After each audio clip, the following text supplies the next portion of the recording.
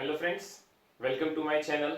You can search my all educational videos by typing Pravinesh Publication in YouTube. Watch my videos till end, and if you like my videos then please press the subscribe button which is given in the corner, and do not forget to press the bell icon and share it to maximum students. Friends, today I am going to explain Standard 9 Chapter number 2, Is Matter Around Us Pure, Part 4. In this one, we start with the topic 2.4, Physical and Chemical Changes. Friends, we know what is physical change and what is chemical change. Physical change example, if you convert liquid water into ice water, so here the chemical composition of water will remain the same, so that is a physical change. So another example of physical change, when you cut a eraser with the help of knife, so you can cut into two parts, so that is also a physical change because whatever new part we obtain, they are same as of rubber now. Now on the other hand, what is chemical change? Friends, chemical change means what? First we take an example, when you convert milk into curd, so that is called a chemical change. Here new substance is formed and that is a curd. Can you bake milk from the curd? No, we cannot get milk back from the curd. So here physical change as well as chemical change. In physical change there is no change in the constitutions, that means no change in the compound and no change in the chemical nature of the substance or compound. But on the other hand, in chemical change there is a change in the composition as well as change in the chemical nature. Another example of chemical change, when you burn a piece of paper. Friends, we know what is paper. This is example of paper. When you burn with the help of a matchsticks, it converts into dry black powder. From this dry black powder, you will not get this paper back again. Even the property of that dry black powder is different than the property of this white paper. So this is the physical change and chemical change. Now friends, let us understand physical change and chemical change from the text. Now friends, topic 2.4, physical and chemical change. To understand the difference between a pure substance and a mixture, let us understand the difference between a physical and a chemical change. In the previous chapter, we have learned about a few physical properties of matter. The properties that can be observed and specified like color, hardness, rigidity, fluidity, density, melting point, boiling point, etc. are the physical properties. The interconversion of state is a physical change because these changes occur without a change in composition and no change in the chemical nature of the substance. Although ice, water and water vapor all look different and display different physical properties, they are chemically the same. Both water and cooking oil are liquid, but their chemical characteristics are different. They differ in odor and inflammability. We know that oil burns in air whereas water extinguishes fire. It is this chemical property of oil that makes it different from water. Burning is a chemical change. During this process, one substance reacts with another to undergo a change in chemical composition. Chemical change brings changes in the chemical properties of matter and we get new substances. A chemical change is also called a chemical reaction. During burning of candle, both physical and chemical changes takes place. Can you distinguish this? Friends, when you burn a candle, the wax melts. Here it melts and converts into liquid form. So this is a physical change. But when a candle burns, wax particle convert into carbon particles and they convert into black color and give us light and heat. So that is a chemical change. So in burning a candle, we can observe both the changes. First is a physical change, that is a converting of wax into liquid form, and second, that burning of carbon particle, that is a wax particle, so that is a chemical change. So here we observe both the phenomena of physical change as well as chemical change. Now friends, topic 2.5, what are the types of pure substances? Friends, in this topic we understand element, compound and mixture. First of all, what is element? Friends, sodium, chlorine, oxygen, hydrogen, gold, silver, these are all examples of element. Compound. Whenever we make any compound by mixing two or more element, for example H2O. So H2O, that is water, is a compound. Now what is mixture? Friends, if I ask mix sugar and sand, so you take 1 spoon of sugar and 1 spoon of sand in a bowl, so that is called a mixture of sand and sugar. Here first element, second compound and third mixture. Element is a pure kind of substance. For example, gold. So it has only an atom of gold. So all the atoms of gold are alike with each other, they are identical and they are same. So no other atoms are present in the element. Now in compound, we take example of H2O, that is water. In this, it is a mixture of two elements, that is hydrogen and oxygen. So in water, hydrogen atoms are present as well as oxygen atoms are also present. Now in mixture, when you mix a sand and sugar, so sand, it has its own composition. It contains nitrogen, oxygen, silicon, many other different elements. In sugar, it contains carbon, hydrogen and oxygen. A simple formula of sugar is C6H12O6. So it contains three different elements. So this is the composition of many elements. So that is called mixture. Here you will ask, okay, so water is also a mixture of hydrogen and oxygen. Same as mixture of sand and sugar is also a composition of different elements. So what is the difference between compound and mixture? Friends, compound can be formed by a specific proportion of hydrogen and oxygen in water. If you take two atoms of hydrogen and one atom of oxygen, you will get one molecule of water, that is H2O. In mixture, that is mixture of sand and sugar, don't need to take a proper proportion of sand and sugar. You can mix it with any proportion. You can take 2 spoons of sand and you can take 5 spoons of sugar. That is also called a mixture of sand and sugar. Now, let us understand element, compound and mixture in detail from the textbook. On the basis of their chemical composition, substances can be classified either as elements or compound. Topic 2.5.1 Elements.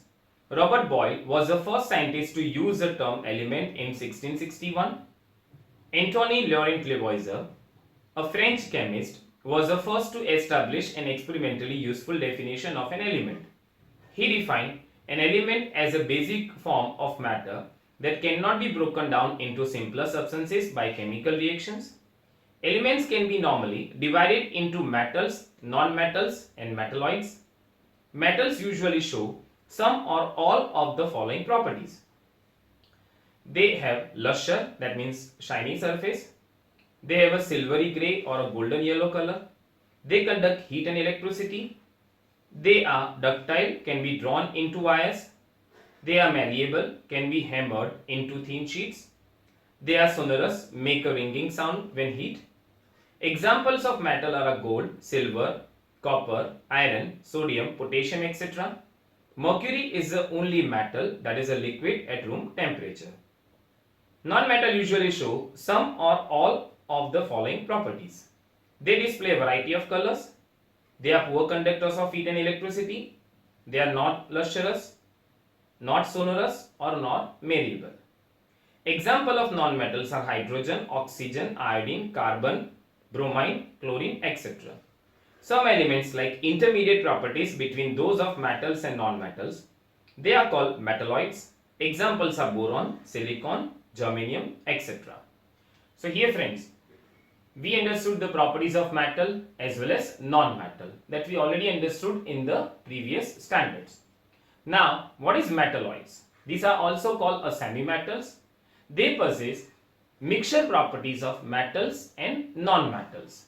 That means they have some properties of metal and some properties of non-metals, and they are known as metalloids. Examples are boron, silicon and germanium. Now friends, topic 2.5.2 compounds.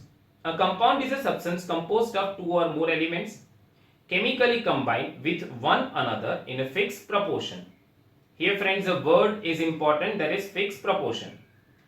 What do we get when two or more elements are combined? Now friends, activity 2.10. Divide the class into two groups. Give 50 gram of iron filings and 3 gram of sulfur powder in a china dish to both the groups. Group 1. Mix and crush iron filings and sulfur powder. Group 2. Mix and crush the iron filings and sulfur powder. Heat this mixture strongly till red hot. Remove from flame and let the mixture cool. Group 1 and 2. Check for magnetism in the material obtained. Bring a magnet near the material and check if the material is attracted towards the magnet. Compare the texture and color of the material obtained by the groups. Add carbon disulfide to one part of the material obtained. Stir well and filter. Add dilute sulfuric acid or dilute hydrochloric acid to the other part of the material obtained. Perform all the above steps with both the elements iron and sulfur separately. Here friends, again in the activity, group 1 they have just mix and crush iron filings and sulfur powder, and group 2 they mix, crush and then heat the mixture. So here group 1 only physical change, no chemical reactions happens, and group 2 we have heat the mixture, so that means chemical reactions occur and iron and sulfur combine chemically. Now for magnetism process, you can check the magnetism process positively in group 1. Here magnet can attract iron filings because they are not chemically reacted with the sulfur. They still possess the property of metal iron. So they are now attracted by the magnet. But in group 2, if you take a magnet near the mixture of group 2, you will not get the iron separated by the magnet. Why? Because here the iron is chemically reacted with the sulfur and it forms a different compound which do not possess a separate property of iron. The gas obtained by group 1 is hydrogen. It is colorless, odorless and combustible. It is not advised to do the combustion test for the hydrogen in the class. The gas obtained by group 2 is hydrogen sulfide. It is a colorless gas with the smell of rotten eggs. You must have observed that the products obtained by both the groups show different properties, though the starting material were the same. Group 1 has carried out the activity involving a physical change, whereas in case of group 2, a chemical change has taken place. The material obtained by group 1 is a mixture of two substances. The substances given are the elements iron and sulfur. The properties of the mixtures are the same as that of its constitution. The material obtained by group 2 is a compound. On heating the two elements strongly, we get compound which has totally different properties compared to the combining elements. The composition of compound is the same throughout. We can also observe that the texture and the color of the compound are the same throughout.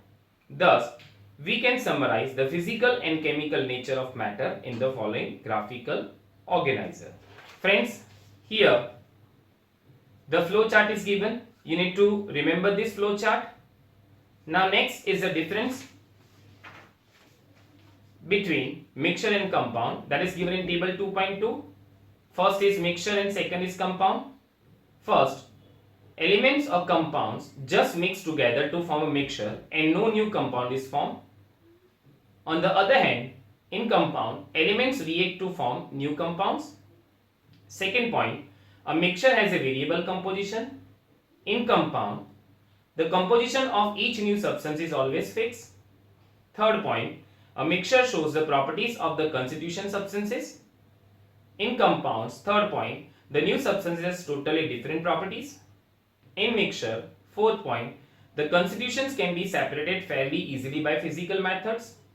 In compounds, fourth point, the constituents can be separated only by chemical or electrochemical reaction. So here friends, we understood about element, compound and mixture. Let us summarize.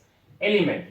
Sodium, hydrogen, oxygen and chlorine. These are the examples of element. I have written some examples. There are many elements present. You can see sodium, that is represented by Na, hydrogen represented by H, oxygen it represented by O, and chlorine, these are represented by chlorine, that is Cl. Now compound. Water is a compound. It is a composite by hydrogen and oxygen. Friends, it is not like that you mix hydrogen and oxygen in any proportion and you will get water. No. Whenever you want to make water, you need to take hydrogen and oxygen in proper proportion. That is, 2 atoms of hydrogen and 1 atom of oxygen. They combine chemically and we can get the water. So, in water, the proportion of hydrogen and oxygen is fixed. Same as in sodium chloride. Sodium, its atomic mass is 23 and chlorine, its atomic mass is 35.5. Friends, you will understand about the atomic mass and atomic number in the higher chapters, that is in chapter number 3 and 4. When you combine 23 gram of sodium and 35.5 gram of chlorine, so they combine and they will give you 1 mole of sodium chloride, that is NaCl. So you understood, whenever you want to make a compound, you need to take the elements proportion fixed to make a compound. Last is mixture. Friends, you can mix sand and sugar in any proportion. If you take a 3 spoon of sand and 1 spoon of sugar, that is also called a mixture of sand and sugar. If you take 1 spoon of sand and 20 spoon of sugar, so that is also called a mixture of sand and sugar. So here friends, we understood about element, compound and mixture. You need to read the topic from the textbook, and if you have any doubt, then you can ask me on my WhatsApp number. My WhatsApp number is 9016487991. Friends, I advise you to read the textbook, complete the BBQ questions and exercise questions, and prepare this chapter. Thank you.